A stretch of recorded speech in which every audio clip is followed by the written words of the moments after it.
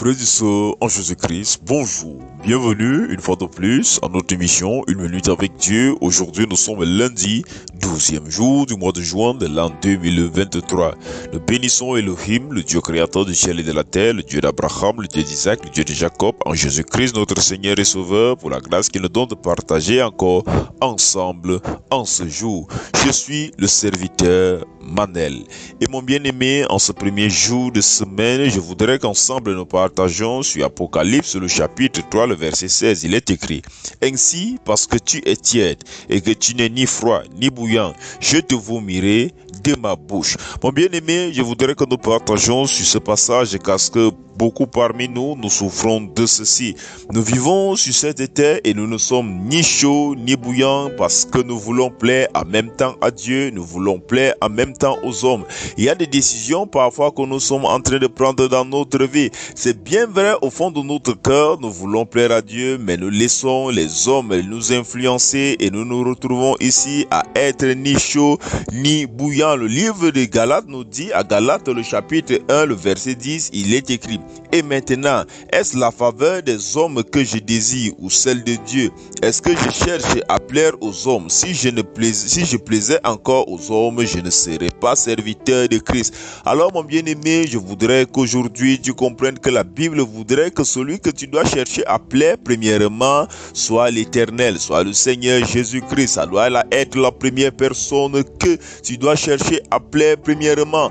Beaucoup d'entre nous sommes dans des énormes difficultés, sont en désaccord avec Dieu, leurs relations ne marchent pas parce qu'ils plaisent aux hommes, parce qu'ils cherchent à plaire aux hommes. Il y a des personnes qui peuvent avoir un groupe d'amis. Il sait bien que dans ce groupe d'amis, il y a des choses qu'on fait qui n'honorent pas Dieu. Il y a des choses qui les mettraient même en difficulté, même dans leur couple, même dans leur famille, dans leurs relations. Mais parce qu'ils veulent plaire aux hommes à l'instant présent, parce qu'ils veulent plaire à leurs amis, parce qu'ils veulent plaire à un frère, ils se mettent à faire des choses qui le compromettent. Mon bien-aimé, je voudrais que tu comprennes que la Bible dit ici que toi qui agis ainsi, tu n'as pas d'excuse car tu agis mal. La Bible veut que tu sois chaud ou alors que tu sois froid. Cela signifie que tu dois comprendre que la première volonté, la première chose qui doit influencer ta vie, c'est la volonté de Dieu. Tu ne dois plus chercher à plaire aux hommes au détriment de Dieu, mais tu dois plaire à Dieu. Tu dois chercher à plaire à Dieu, quitte à cela que cela fasse du mal à quelqu'un. Quand je dis cela fasse du mal à quelqu'un, c'est pas comme pour dire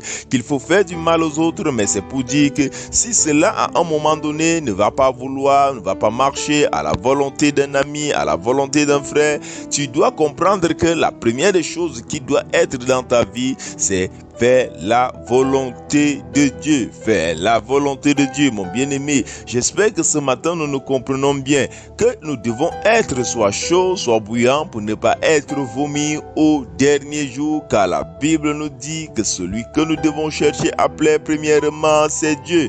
Ne cherchons pas à plaire aux hommes, ne cherchons pas à faire des choses pour plaire au regard, pour attirer le regard des hommes, mais attirons la faveur de Dieu, tel que la Bible nous dit dans Galates chapitre 1, le verset 10. Comme d'habitude donc, mon bien-aimé, prends une position, celle qui te semble la plus humble possible. Prions ensemble, afin de confier notre vie, notre journée à Dieu. Au nom de Jésus-Christ, nous sommes en prière. Dieu très haut, Dieu vivant, Dieu créateur du ciel et de la terre, Dieu d'amour, Dieu de bonté, nous te bénissons, nous te rendons grâce pour cette grâce que tu nous donnes encore d'être comptés parmi les vivants en ce jour. Éternel vivant, éternel Dieu de bonté, nous ne pouvons débuter cette journée sans toutefois reconnaître, Seigneur, que nous sommes pécheurs et que nous avons besoin de ta main qui agit, de ta main qui sauve dans le nom de Jésus. Père éternel, Père d'amour, voici, ô Dieu, une nouvelle journée qui est devant nous. Éternel vivant, éternel puissant, nous venons vers toi, chargés, Seigneur, de Dieu puissant, de tous nos fardeaux. Et nous venons les déposer à toi, conformément à cette parole où tu nous invites à venir à toi, nous qui sommes chargés et fatigués, afin que nous ayons du repos.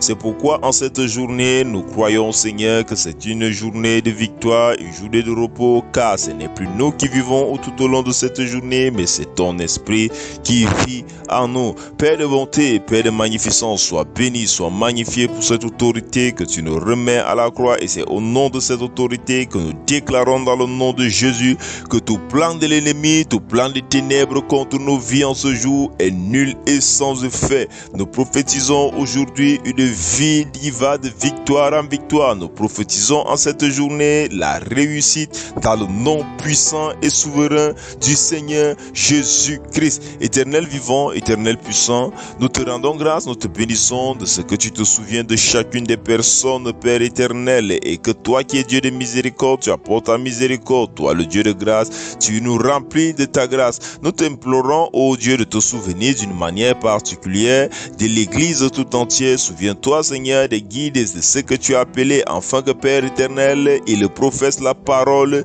de vérité. Éternel vivant, éternel puissant, nous te supplions, nous t'implorons d'agir encore d'une manière particulière dans la vie de toutes ces personnes nécessiteuses, dans la vie de tous ces malades, de tous ces orphelins, ces veuves, toutes ces personnes qui sont incarcérées, qui ont besoin de voir ta main. Ô Dieu d'amour, ô Dieu de bonté, sois béni parce que tu apportes la paix. Seigneur, nous prions d'une manière particulière pour toutes ces personnes qui ont une autorité, afin que, Père éternel, tu sois celui qui les guide dans leur choix. Père d'amour, Père de bonté, sois béni, sois magnifié. C'est dans le nom puissant et souverain du Seigneur Jésus-Christ que nous t'avons ainsi prié. Amen. Nous sommes arrivés à la deuxième partie de notre émission. Il s'agit de celle du partage quotidien. Et comme vous le savez, nous sommes en train de partager ensemble sur le livre d'Éphésiens et nous continuons avec le partage du livre d'Éphésiens. Je voudrais qu'ensemble nous partagions sur Éphésiens le chapitre 6. Le chapitre 6 et le verset 12, il est écrit: car nous n'avons pas à lutter contre la chair et le sang, mais contre les dominations, contre les autorités, contre les princes de ce monde de ténèbres, contre les esprits méchants dans les lieux célestes. Mon bien-aimé, j'ai voulu que nous partagions ensemble sur ce verset, car ce verset est très important pour nous.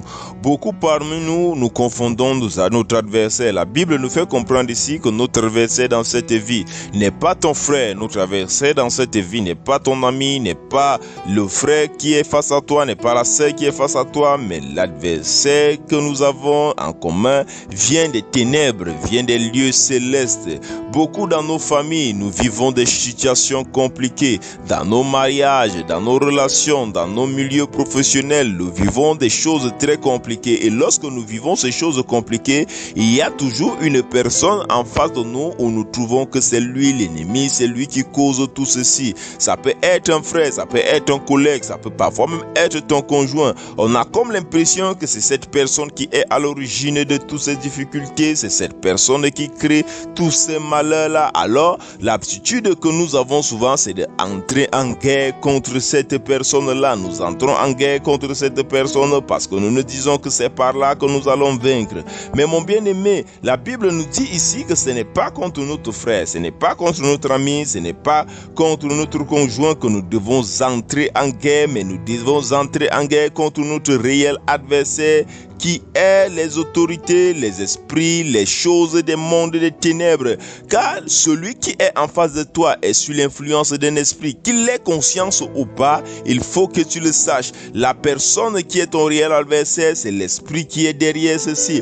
C'est pourquoi lorsque tu es dans une difficulté, lorsque tu es face à une situation qui t'oppresse, lorsque tu es face à un désordre qui se trouve dans tes relations, que ce soit familial, amical, que ce soit conjugal, quel que soit la douleur, quel que soit le problème qui est face à toi, il faut que tu saches déjà une chose. Il y a un esprit derrière, qui veut tirer profit dans ce désordre. Alors la première des choses que tu dois chercher à chasser, c'est cet esprit. Et lorsqu'on veut chasser un esprit, ce n'est pas tout simplement en disant que l'esprit va, mais d'abord, premièrement, il faut que tu saches que pour chasser l'esprit, il faut être en accord, en communion avec Dieu. Ce que je veux dit ici, c'est que dans chacune des situations dans lesquelles tu veux te trouver, que tu vas te retrouver, il faut que tu cherches premièrement la face de Dieu. N'entre pas en guerre avec ton frère, n'entre pas en guerre avec ta sœur, n'entre pas en guerre avec ton conjoint, mais tout au contraire,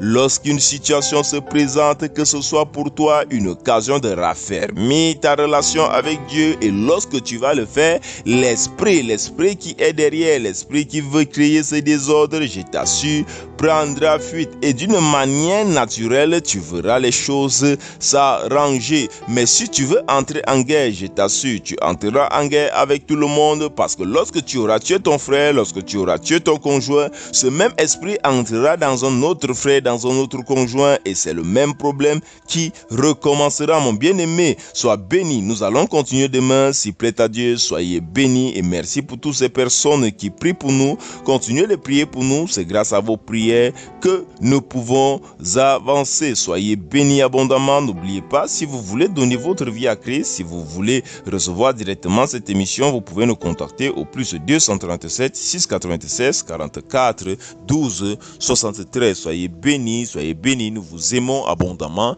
Shalom, shalom, shalom.